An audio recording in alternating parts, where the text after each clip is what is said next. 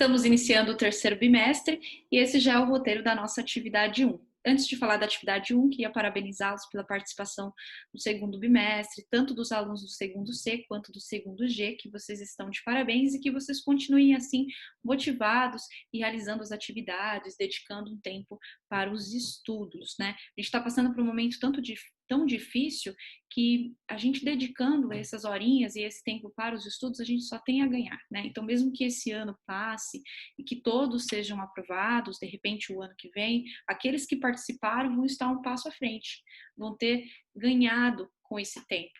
Nenhum tempo que é dedicado aos estudos é perdido, tá? Então, fica aí o conselho e a motivação para que vocês continuem.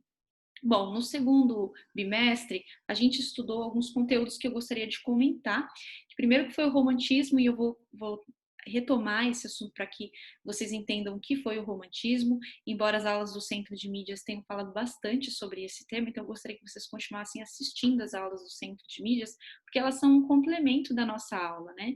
E ali vocês têm um professor que está interagindo ao vivo com vocês, e às vezes a gente não dispõe desse tempo para que nem que todos os alunos consigam participar ao mesmo tempo das aulas, então fica aí um reforço, algo a mais.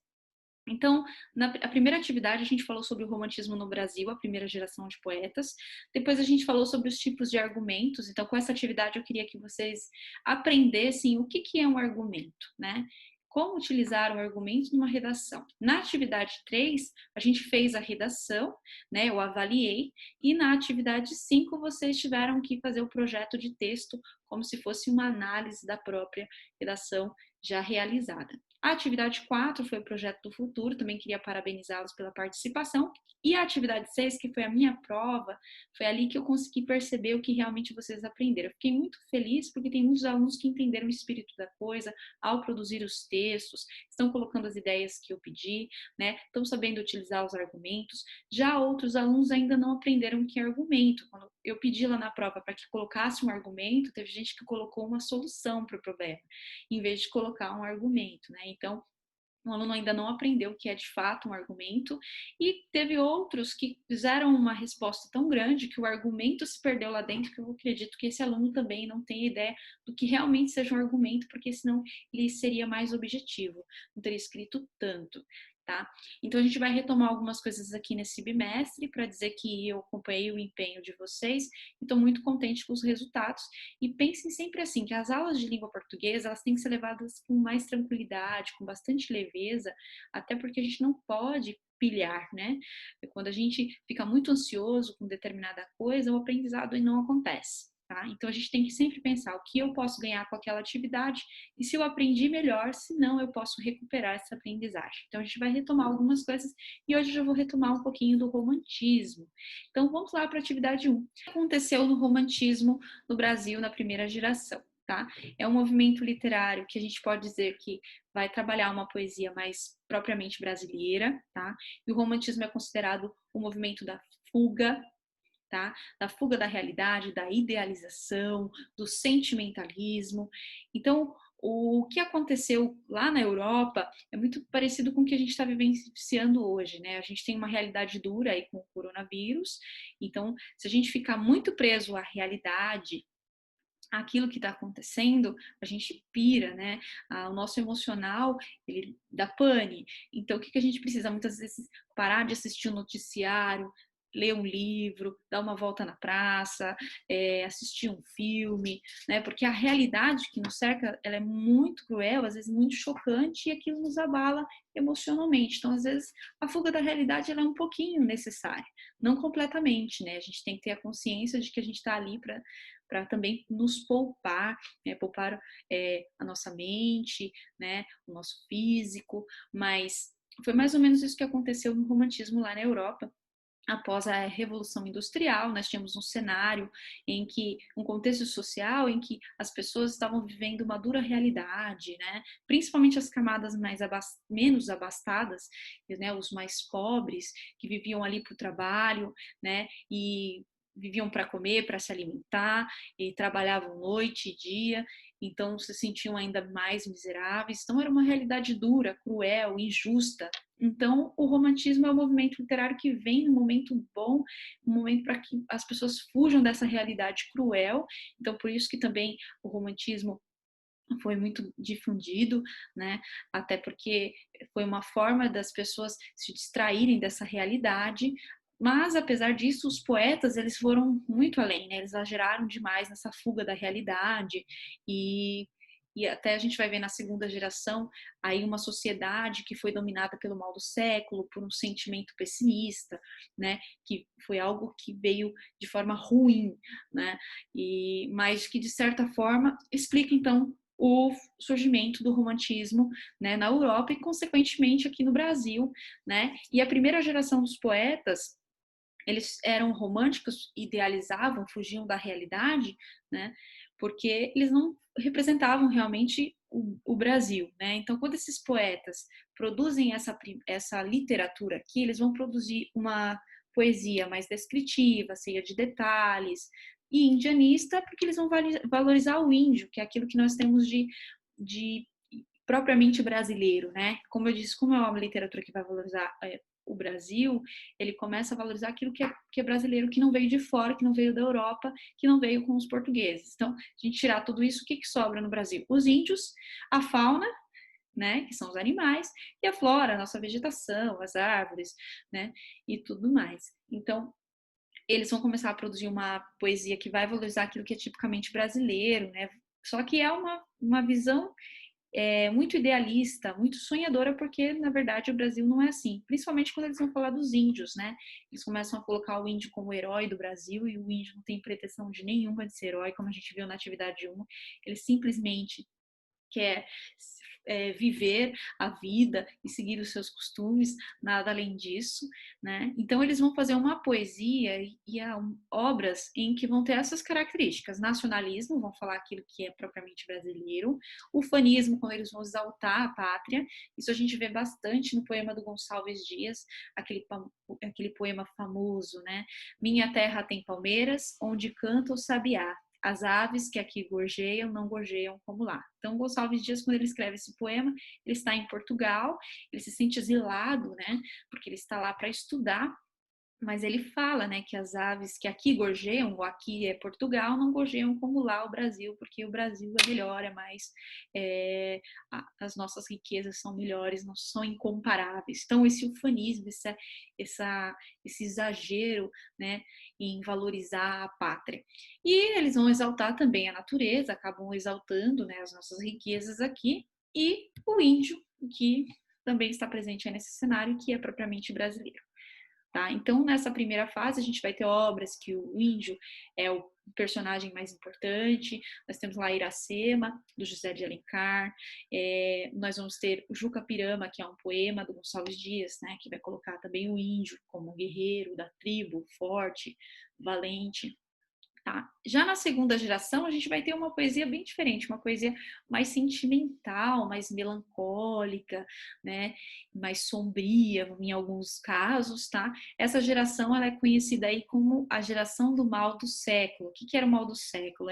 Era um profundo sentimento de pessimismo, né? De melancolia, de desencanto com o mundo. Então, eram os poetas que estavam desencantados com o mundo, ó, e que colocavam esse sentimentalismo todo na sua poesia. Então, uma das características dessas obras, ela é o egocentrismo, que é voltado para o eu, né?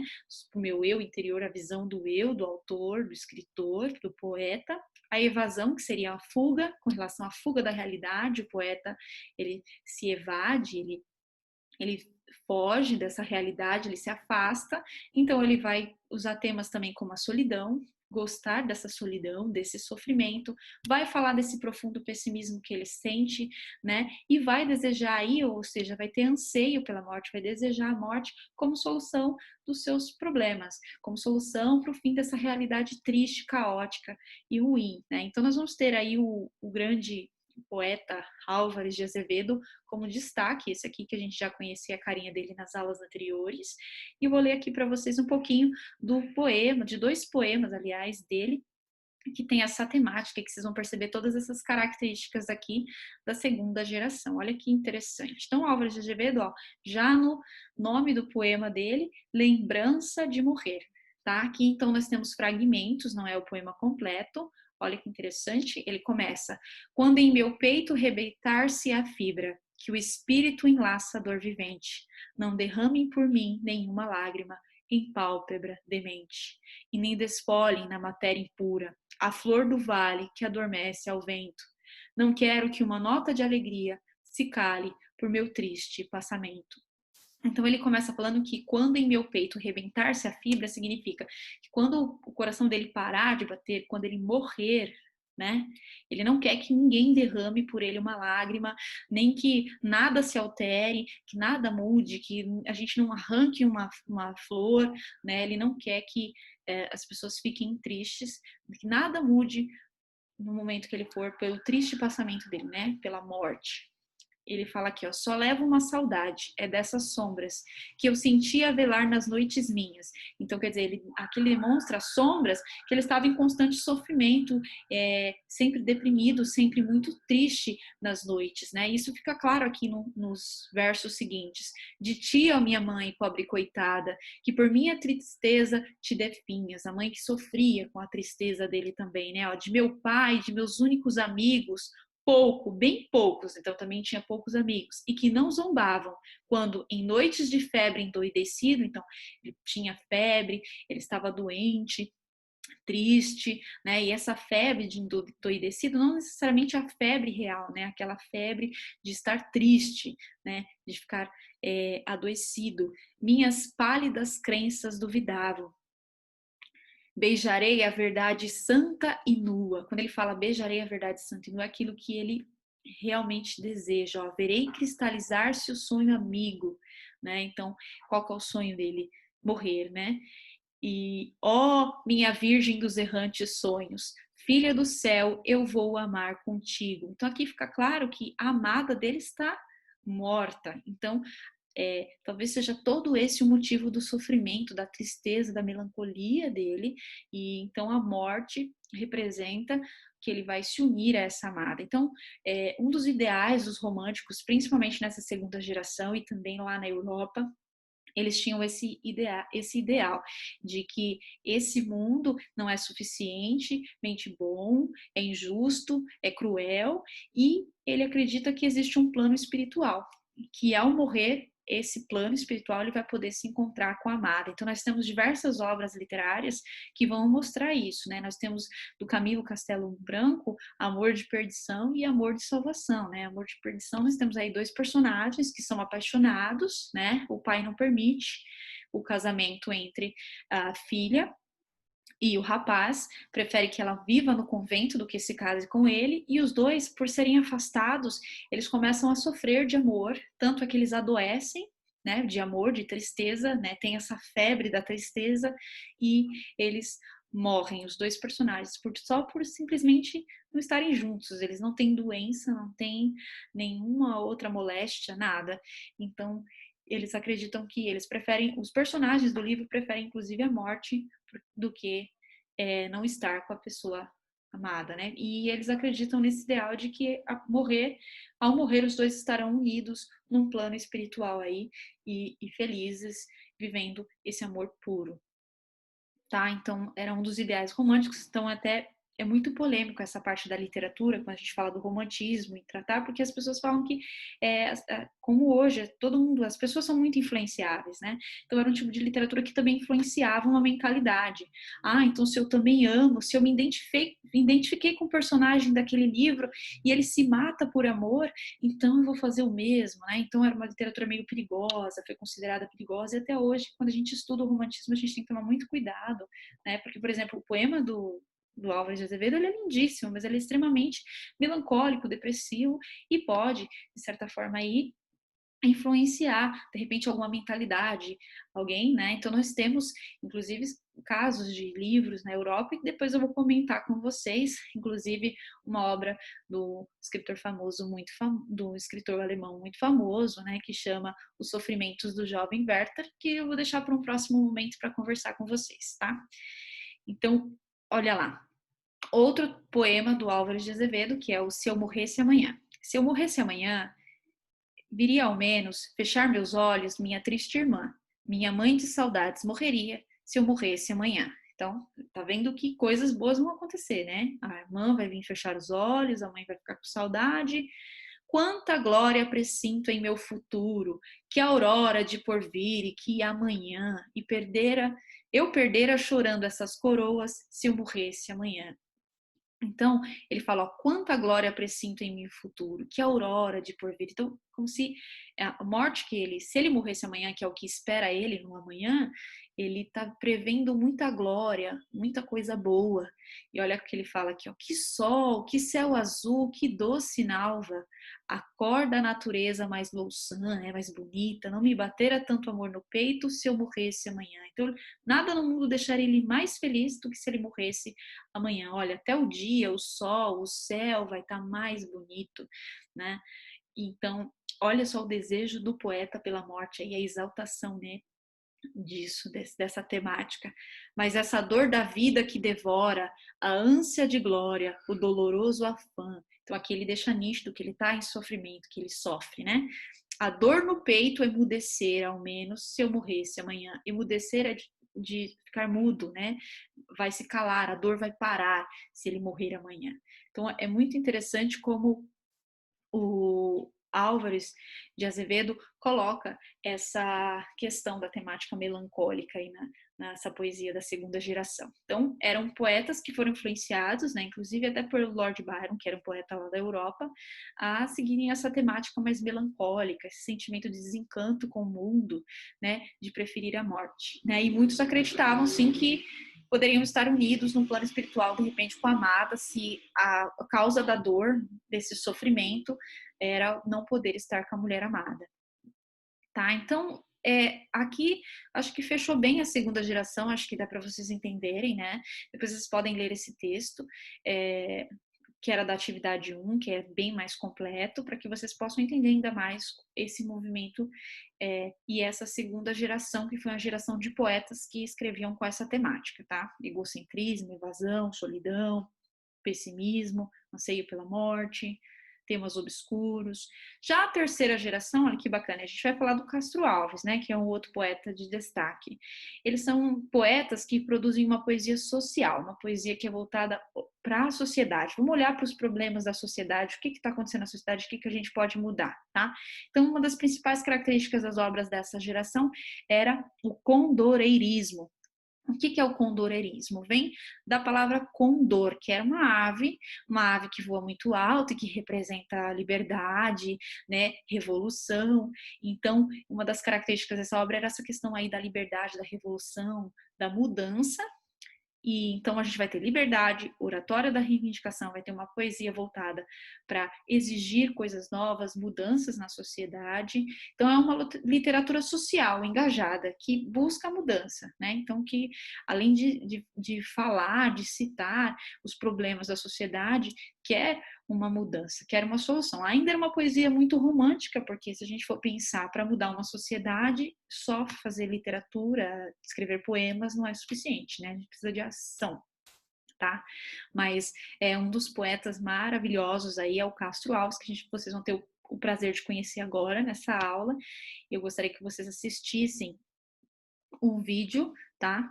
Do Castro Alves falando sobre. Aqui vocês vão assistir, ó, 2 vídeos da TV Brasil. É o mesmo vídeo que está dividido em 2 partes, tá? Vai falar sobre quem foi Castro Alves, onde ele viveu, o que ele nasceu, onde ele nasceu, o que ele fez, qual a sua importância, a sua obra. E depois vocês vão assistir o poema Navio Negreiro do Castro Alves, tá? Narrado pelo Paulo Outram. É um poema maravilhoso, a estrutura, a força, a entonação que ele coloca nas palavras são maravilhosas, apesar da temática ser muito triste, porque o Castro Alves, né, embora que deu um problema aqui na imagem, vocês vão conhecer o rosto dele, o Castro Alves ele é conhecido como o poeta dos escravos, né, um poeta que reivindicava aí, que era abolicionista, que queria o fim da escravidão e que acreditava nesse ideal. Tá? Então, assistam. Se vocês não conseguirem tempo para assistir a vida, assiste pelo menos o comecinho, depois na íntegra, eu gostaria que vocês assistissem o vídeo aqui que fala do poema do Navio Negreiro, tá? Então, vocês, depois de assistir o vídeo, vocês vão responder aqui essas questões. E eu coloquei aqui para vocês qual é o assunto do poema Navio Negreiro, de Castro Alves. Aí vocês vão identificar lá, eu já acabei dizendo aqui, né, que o Castro Alves era o poeta dos escravos, então já dei uma dica. O que o eu lírico suplica no poema? O que ele pede exageradamente? Ele pede algo lá no poema, o que ele pede? Que ele quer que aconteça. Ele está suplicando, principalmente para Deus. Ele fala para os mares, ó mares, varrei, né? Vocês vão verificar lá na poesia, bem bacana.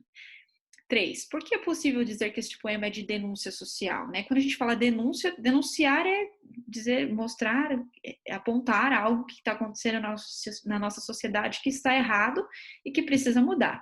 A gente pode dizer que esse poema é de denúncia social, ele está denunciando algo, então você vai verificar lá, está denunciando alguma coisa, algum problema na nossa sociedade que é grave? Então, ele é de denúncia social. Senão, eles não estão falando de nada que aconteça de grave na nossa sociedade que mereça atenção, então não é de denúncia. Então, vocês vão colocar aqui para mim e enviar através do formulário. Então, essa atividade vai estar toda elaborada lá no formulário para que vocês possam me enviar. Eu espero que a minha explicação tenha suprido algumas dúvidas de vocês e que, se a gente puder, vai voltar na temática do romantismo, mas, na verdade, nesse bimestre a gente já tem que falar de um outro movimento literário, que é o realismo. Mas que fique na mente de vocês que o romantismo era esse movimento que era exagerado no sentimentalismo, né, e que no Brasil teve 3 momentos diferentes. Teve a fase que foi mais patriota, mais nacional, e depois nós tivemos essa fase sentimentalista, pessimista da literatura, e por último, essa que já vem com uma oratória de reivindicação, de mudança das questões sociais, né, que a gente vê presente muito hoje, e principalmente também no modernismo, que vocês ainda vão estudar. Tá? Então essa é a atividade, boa atividade, e qualquer dúvida vocês podem me procurar.